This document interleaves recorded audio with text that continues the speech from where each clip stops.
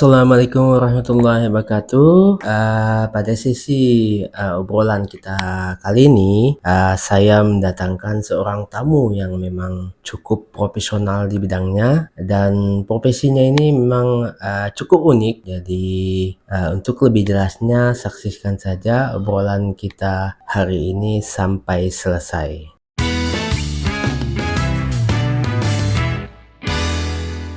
Sebelumnya selamat datang Pak, kemudian saya ucapkan terima kasih karena kesediaannya. Jadi saya punya beberapa pertanyaan Pak. Ada yang pertama yang ingin saya tanyakan Pak adalah, ini kan lagi pada ribut-ribut terkait pengurangan anggaran oleh pemerintah pada kementerian maupun pemerintah daerah. Bagaimana pendapat Bapak terhadap pengurangan anggaran oleh pemerintah ini Pak? Kemudian yang kedua, selain ribut-ribut pemotongan anggaran, juga sekarang kan proses penerimaan PNS dan P3K. Jadi pendapat Bapak terhadap proses penerimaan ini pegawai pemerintah khususnya ASN, PNS dan P3K, pendapat Bapak pribadi sebagai seorang pakar, bagaimana menurut Bapak pengaturan kepegawaian di Indonesia ini Pak? Ini pertanyaan yang sangat menarik dan sangat bagus sekali. Menurut Bapak sebagai seorang pakar dalam bidang apapun, termasuk urusan pemerintahan, keuangan, dan kepegawaian, pertanyaan tadi ini sangat menarik sekali. Jadi pertanyaan pertama terkait pengurangan anggaran oleh pemerintah. Ini benar-benar sangat menarik dan ini sepertinya baru terjadi pada kali ini. Bahkan pada saat COVID, pengurangan anggaran tidak seperti ini dan tidak masif seperti ini. Hal ini terkait karena pengaruh dari program MBG, makan bergizi gratis, sehingga hal tersebut kemudian berpengaruh terhadap keuangan negara. Selain itu, pada tahun 2025 ini Indonesia harus membayar hutang-hutang yang sebelumnya. Jadi ratusan triliun harus dianggarkan untuk membayar hutang-hutang yang sebelumnya dan jatuh tempo pada tahun 2025. Baik, ini intinya dek.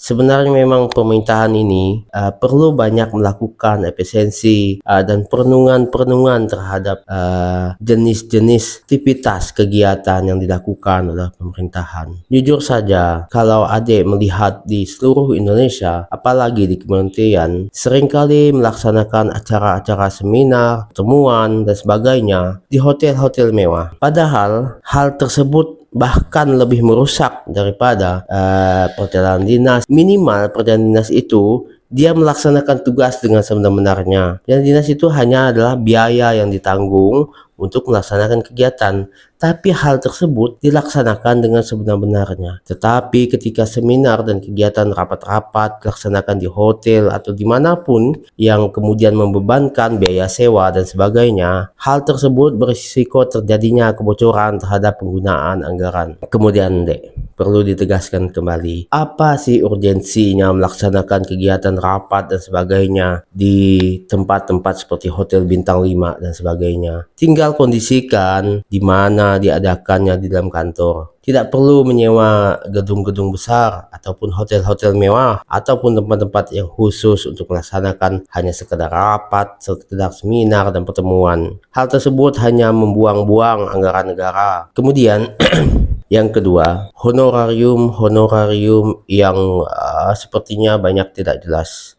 Saya sangat setuju ketika honorarium yang tidak jelas itu dipangkas. Ada memang yang mungkin diperlukan honorarium, misalnya melibatkan dari luar instansinya, sehingga orang yang dilibatkan dari luar instansi tentu perlu diberikan honorarium. Itu yang menurut saya sangat krusial deh. Jadi anggaran-anggaran tersebut sangat disetujui untuk dilakukannya efisiensi, apalagi seminar dan macam-macam. Hapus saja semua itu, biaya sewa dan sebagainya. Tidak perlu itu. Rapat aja di kantor. Kalaupun harus mengundang orang luar, dijadwalkan sehingga orangnya tidak terlalu ramai.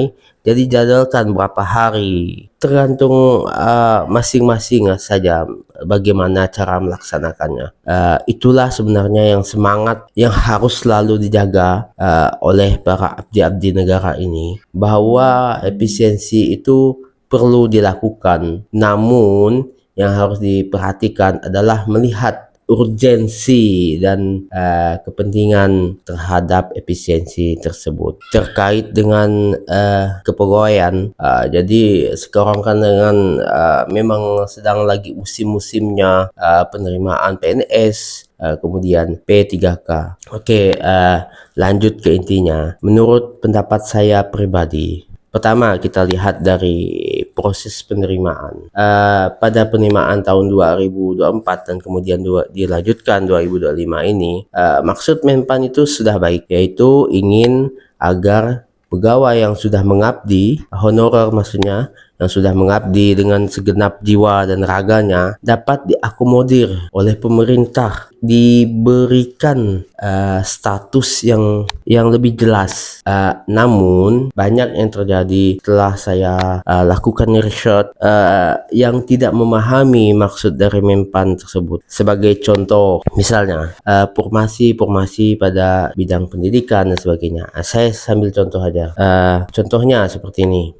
Di pendidikan, ketika guru-guru di desa kekurangan, misalnya guru SD, guru kelas, pendidikan guru sekolah dasar, kemudian sekolah ingin mencari guru karena kurang guru untuk mengajar di SD, dan kemudian di desa tersebut tidak ada warga ataupun bahkan desa sekitarnya warganya yang lulus PGSD misalnya. Diambillah dia misalnya pendidikan fisika sebagai guru honorer, dicatatkan sebagai honorer guru SD di sekolah tersebut. Namun ketika dilakukan pendataan, bahwa formasi itu yang harus menyesuaikan terhadap pendidikan pegawai honorer. Yang terjadi di daerah-daerah adalah formasi itu tidak berubah dari anjap yang seharusnya. Anjap itu kan dibuat membutuhkan guru PGSD, namun tidak ditambahi pada situasi guru tersebut berada di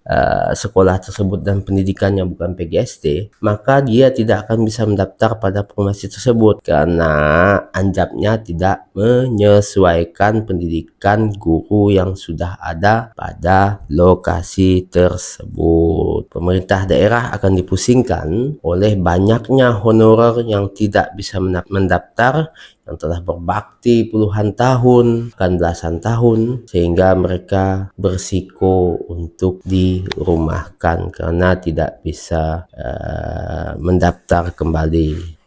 Kemudian yang kedua, kelemahan yang lain dalam sistem kepegawaian di Indonesia ini adalah kenapa seringkali banyak orang mengeluhkan tentang kinerja pegawai yang tidak baik dan kurang berkinerja. Hal ini disebabkan karena ketidakadilan sistem, khususnya pada reward dan punishment. Dalam penerapan reward dalam kepegawaian di Indonesia ini, menurut saya pribadi itu sangat cukup banyak kekeliruan, sehingga menyebabkan kinerja pegawai itu menjadi tidak maksimal dan berisiko menimbulkan ketidakpuasan terhadap masyarakat yang dilayani. Sebagai contoh, selain gaji, pegawai negeri sipil maupun P3K atau yang disebut dengan ASN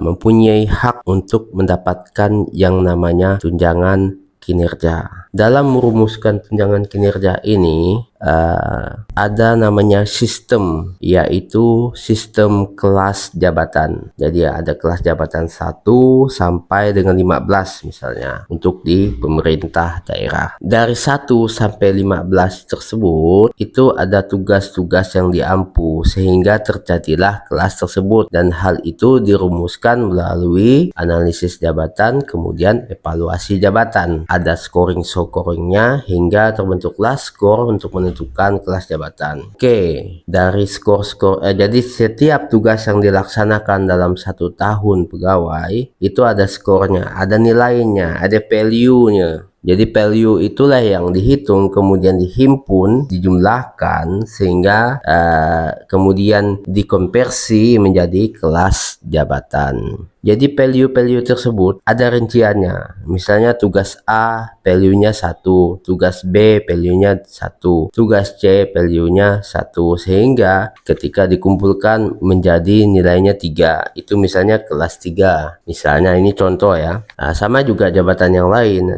Kesalahannya di mana? Kesalahan yang menurut saya cukup krusial dan cukup fatal.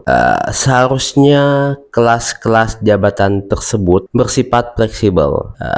Sebenarnya langkah Mempan dengan melakukan generalisasi jabatan pelaksana dengan kebijakan yang terakhir itu sudah sangat tepat. Cuma memang masih kurang langkah terakhir. Ketika ada generalisasi kelas jabatan, harusnya itu menjadi langkah awal untuk membentuk lagi yang namanya, kalau saya menyebutkannya tuh lelang tugas. Dari sini mungkin sudah kelihatan clue-nya ya. Jadi tugas-tugas tersebut yang misalnya ada 2 jabatan pelaksana, satunya kelas 2, satunya kelas 3 misalnya ya, contoh. Jadi kelas 2 ini ada 2 tugas misalnya, ini ada 3 tugas. Jadi ketika si A dan si B awal tahun, dia harus mengambil tugas-tugas yang dia sanggup, sehingga ketika tugas A atau B yang tidak dilaksanakan tidak akan diberikan secara cuma-cuma kepada si A, namun tugas B yang tidak dilaksanakan itu terbayarkan melalui tambahan penghasilan. Jadi misalnya si A ini kelas 3 kelasnya, kemudian si B kelas 2. Ketika si B ini orangnya udah terkenal bengal, misalnya tidak melaksanakan tugasnya dengan baik dan tidak punya kemampuan melaksanakan itu, kalau misalnya dia cuma bisa menyelesaikan 1 tugasnya, ambil saja tugasnya si si B ini 1, pindahkan ke si A, sehingga kelas jabatan si A menanjak menjadi kelas 4 dan si B kelas 1, dan si A ini benar-benar melaksanakan tugas dan dia layak mendapatkan penghargaan yang sepantasnya. Menurut saya itu adalah cara yang lebih baik daripada menentukan dengan pendidikan sebenarnya, tapi lebih mengedepankan kemampuan skill dalam bekerja dari masing-masing personalitas. Dan itu juga yang saya cukup kritisi dari tata cara penerimaan PNS di Indonesia ini. Ada sebuah curhatan atau sebuah berita yang menyatakan bahwa Indonesia ini adalah negeri ijazah. Menurut saya sebenarnya ada satu hal yang bisa melakukan penghematan keuangan negara. Sebagai contoh, ada sebuah jabatan pelaksana, misalnya pelaksana A. Menurut hemat saya, berikan saja rank pendidikan itu dibuka ketika itu jabatan pelaksana. Jangan membedakan itu SMA, MEA, S1, D3. Karena apa? Justru pemerintah bisa mendapatkan keuntungan yang lebih ketika diterapkan ketentuan seperti itu. Ketika yang lulusnya SMA, maka pemerintah diuntungkan dengan membayar gajinya lebih murah. Pendidikan itu tidak menjamin orang bisa bekerja dengan baik. Yang menjamin itu adalah kemauan dan kemampuan dan keterampilan. Walaupun pendidikan itu penting dan itu mempengaruhi cara bekerja seseorang. Ketika diuji sebagai pelaksana, maka yang diuji adalah kemampuan dalam bekerja. Ketika yang lulusnya SMA, sesuaikan golongannya. Pemerintah untung. Ujian yang diberikan itu menyatakan bahwa dia punya kemampuan untuk melaksanakan tugasnya. Itu yang terjadi.